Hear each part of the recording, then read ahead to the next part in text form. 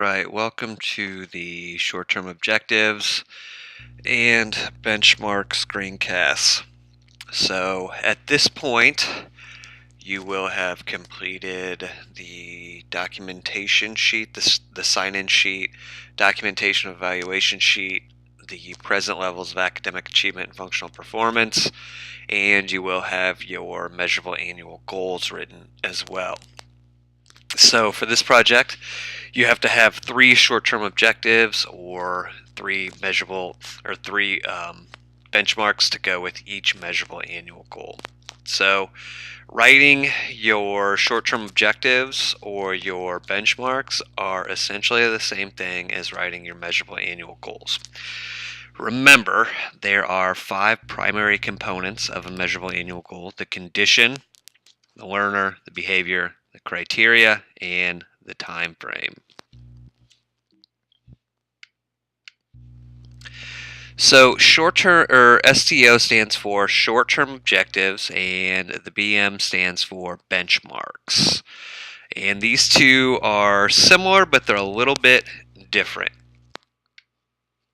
So each annual goal has to have some short-term objectives or benchmarks, and much like the measurable annual goals, they have to be measurable, and they are kind of like the intermediary steps. They're how we're getting to our measurable annual goal. So they're even smaller ways of measuring progress towards that annual goal that we expect to be completed within a year's time. So, like I said, there is a distinction between short-term objectives and benchmarks. So short-term objectives are discrete. They're individual, separate skills that when put together equal progress towards the measurable annual goal. So you can think of things like social skills, life skills, things along those lines. Whereas benchmarks are the same skill, but just incrementally increased across time, or requiring less prompting across time, that ultimately leads to the attainment of the measurable annual goal. So you can think of things like academic skills, oral reading, fluency, math computation, things along those lines.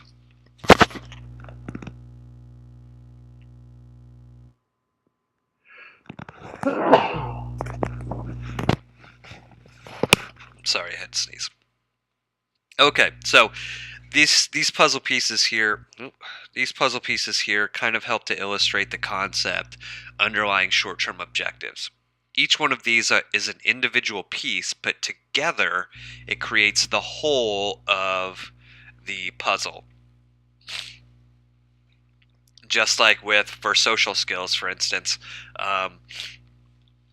knowing how to join a group, start a conversation, maintain a conversation, end a conversation, and maintain appropriate space, physical space between you and another person are all individual skills, but when combined together, they fall under the umbrella of social skills.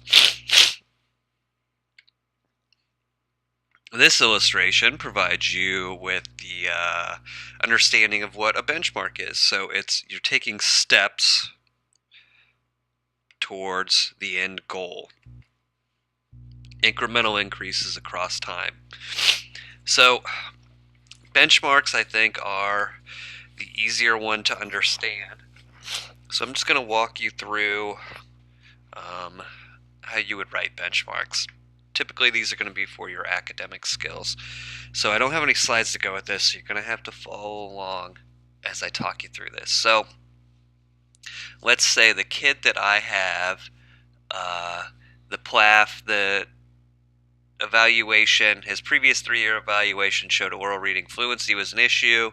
The assessment data that I have available from this year, classroom-based assessments, as well as my progress monitoring data, indicates that oral reading fluency is still an issue.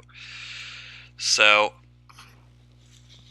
I'm going to write my measurable annual goal for oral reading fluency because it was a weakness that was identified in the PLAF. If it's a weakness identified in the PLAF, it has to have a goal written for it. So currently, this student is reading 5 words per minute. So for my measurable annual goal, the number that I've selected is 115 words. That's the end of the year goal that I want my student to get to. So by the end of the year, my student's going to go from 5 words to 115 words. So I've got my big annual goal that I want to have happen in a year. So now to put that in terms of benchmark goals, I've got to do some calculations. So my student's got to go from 5 to 115. So that student's got to make up how many words? So I'm just going to figure out 115 minus 5 equals 110 words. So my student's got to improve by 110 words in a year. Now, a typical school year consists of 36 weeks. So we need to figure out what the rate of improvement is going to be. So we've got 110 divided by 36. That equals 3.05. So our student has to improve their score from the beginning of the year to the end of the year by 3.05 words a week in order to meet the measurable annual goal that I've set for the student. So we're going to use this rate of improvement to write our benchmark goals. So just for the purposes of this assignment, you have to have at least 3 benchmarks or short-term objectives. So for this example, we have to have 3 benchmark goals. So the first thing I'm going to do is 36 divided by 4, 36 total weeks divided by 4. I divided it by 4 because we've got the measurable annual goal and then 3 benchmarks underneath that. So that's why I divided it by 4. So we're writing like 4 individual goals essentially. So 36 divided by 4 equals 9. So to write my first benchmark, I'm going to take 3.05, multiply it by 9. That equals 27.5. And then I'm going to add 5 because that was the student's baseline score. So that equals 32.5. So what my first measurable annual goal, or my first benchmark goal, would be Tom will go from 5 to 32.5. So we know every 9 weeks the student's score has to improve by 27.45. So our first benchmark goal is to go from 5 to 32. Our second benchmark goal, so our first benchmark goal, what that would look like, let's say school started here on August 20th. So we're writing it for 9 weeks, remember, because it's broken into 9-week segments.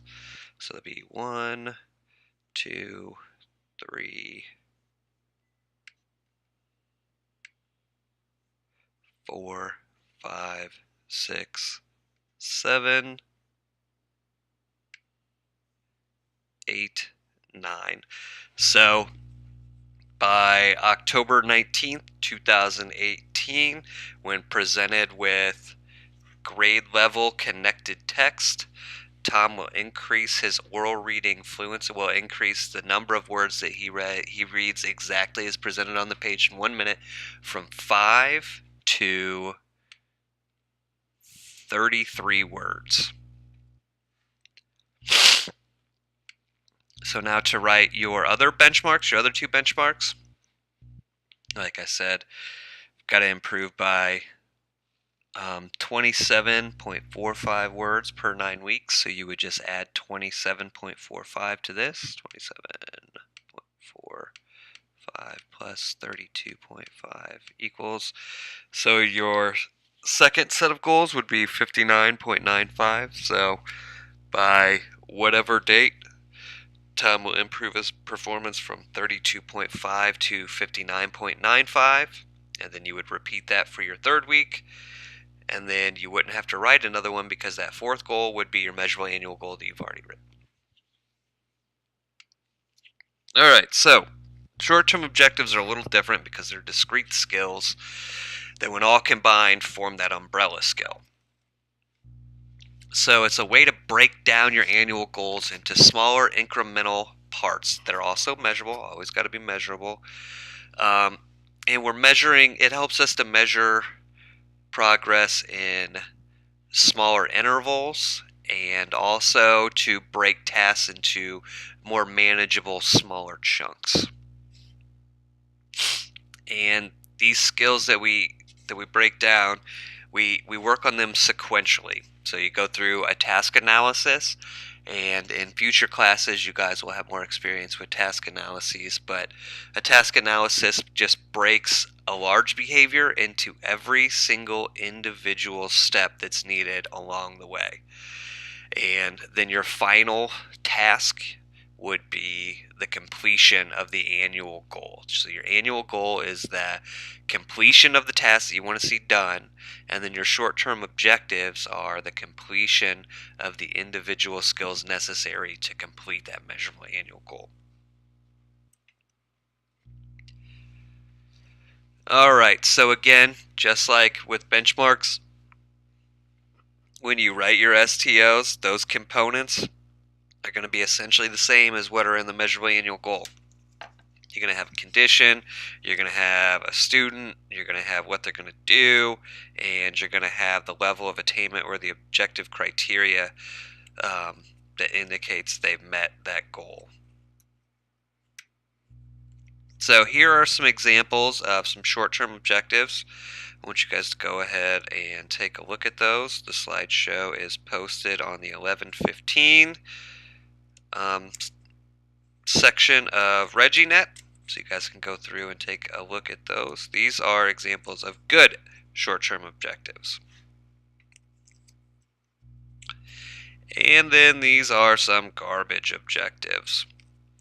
Let's go through and just take a look at why these may not be acceptable short-term objectives. We'll talk about that in class.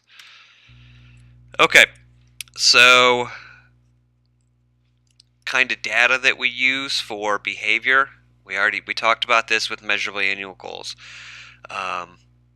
Frequency, latency, duration, things along those lines, rate. And then the data that we're going to take a look at generally for academics is going to be percent accuracy, words read aloud, correct writing sequences, things along those lines. Yeah, and if you need assistance in the field on like how to tools to collect data for these measurable annual goals, short-term objectives, there's a couple places you can go. So for instance, Intervention Central is a good website for you guys to have in your bookmarks just as a rule, because there's a bunch of information on data collection tools as well as interventions that may be useful. So I would encourage you to go take a look at that. And then also the Evidence-Based Intervention Network out of the University of Missouri has some freely available assessments for use that have pretty strong psychometric characteristics. So that's it. I'll see you guys in class.